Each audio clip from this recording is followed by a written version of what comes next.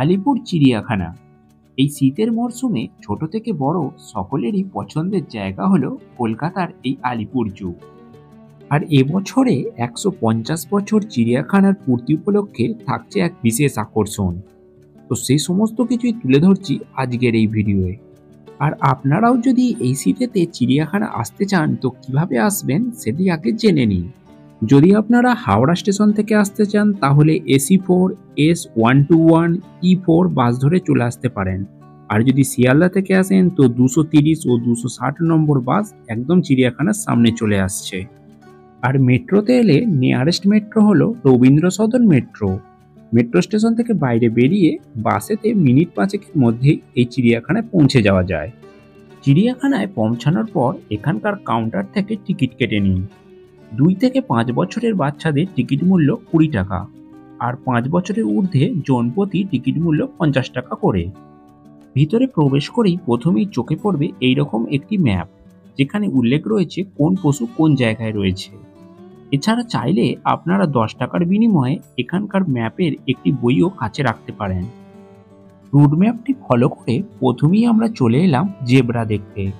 এসে দেখলাম দুটি জেব্রা তখন ঘাস খাচ্ছে। জেব্রাগুলি দেখে নেওয়ার পর এরপর আমরা চলে গেলাম হরিণের সেকশনে। এখানে রয়েছে বেশ কয়েক রকমের হরিণ।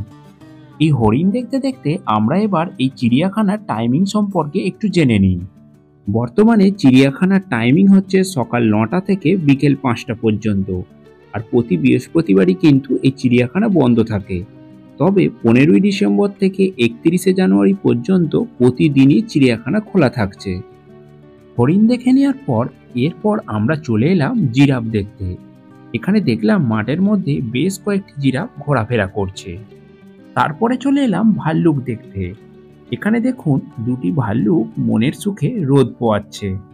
ভাল্লুক দুটিকে দেখে নেওয়ার পর এখন আমরা চলেছি অস্ট্রেলিয়ার জাতীয় পশুকে দেখতে, অর্থাৎ আমরা এখন আছি ক্যাঙ্গারু সেকশনে। এখানে দেখো ক্যাঙ্গারু দুটি ঘাস খাচ্ছে। ক্যাঙ্গারু দেখা হয়ে গেলে এবার আমরা চলে এসেছি চিড়িয়াখানার সব থেকে বড় আকর্ষণ সেই বাঘের সেকশনে। এখানে দেখো একটা সাদা বাঘ ঘুরে বেড়াচ্ছে। সাদা বাঘটি দেখে নেওয়ার পর এখন আমরা দেখছি নেগড়ে বাঘ। এদিকে দেখো ঠিক শিয়াল বা কুকুরের মতো দেখতে লাগছে। নেগড়ে বাঘ দুটি দেখে নেওয়ার পর পাশেই রয়েছে আরো একটি বাঘের সেকশন।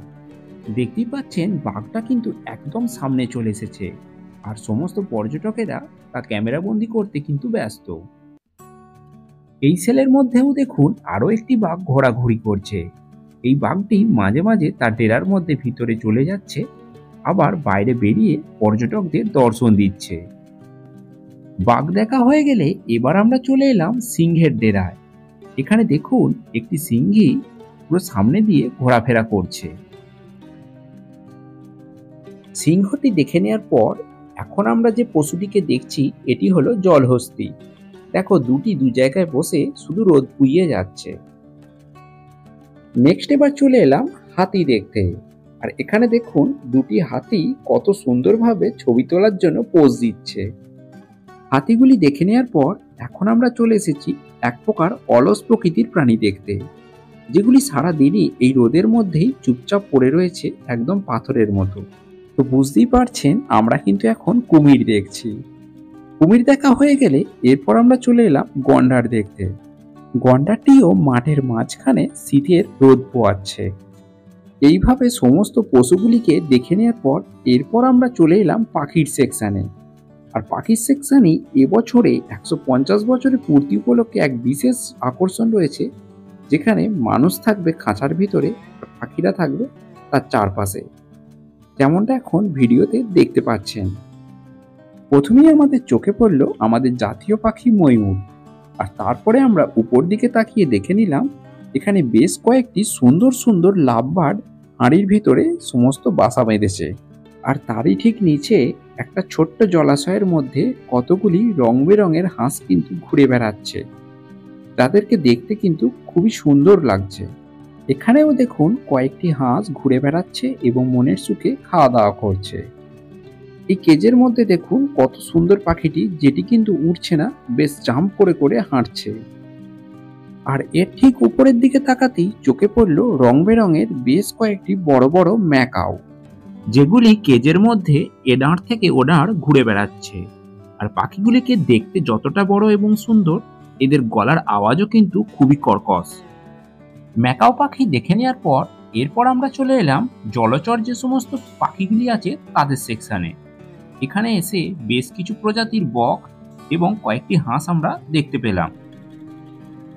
এখানে হাঁস এবং বক দেখে নেওয়ার পর তার পাশের যে কেজ রয়েছে সেখানে আমরা দেখে নিলাম আমাদের জাতীয় পাখি ময়ূর।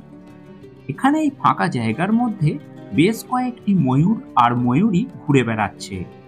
তার মধ্যে যেমন রঙিন ময়ূরও আছে, তার সাথে আমরা দেখে নিতে পারবো এখানে বেশ কয়েকটি সাদা ময়ূরও। আর এতগুলো ময়ূর একসাথে দেখতে পেয়ে বেশ কিন্তু ভালো লাগছে।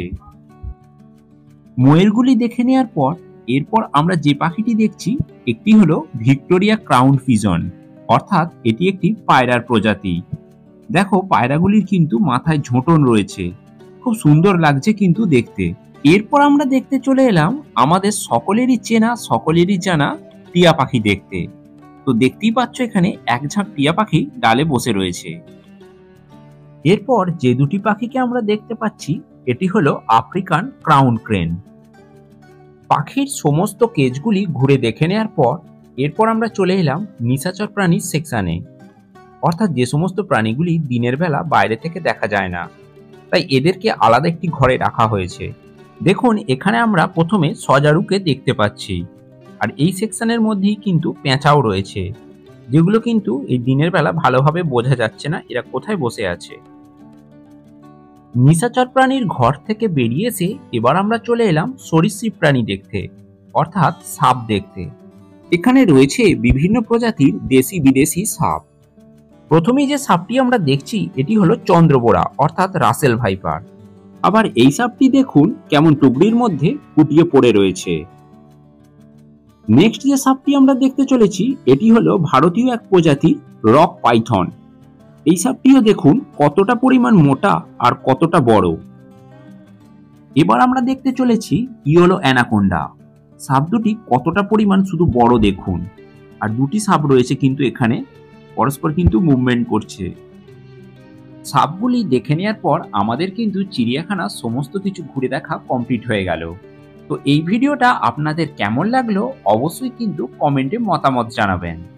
আর এই শীতেতে কবে আপনারা কচিকাচাদের নিয়ে চিড়িয়াখানা ঘুরতে যাচ্ছেন সেটাও কিন্তু জানাতে ভুলবেন না।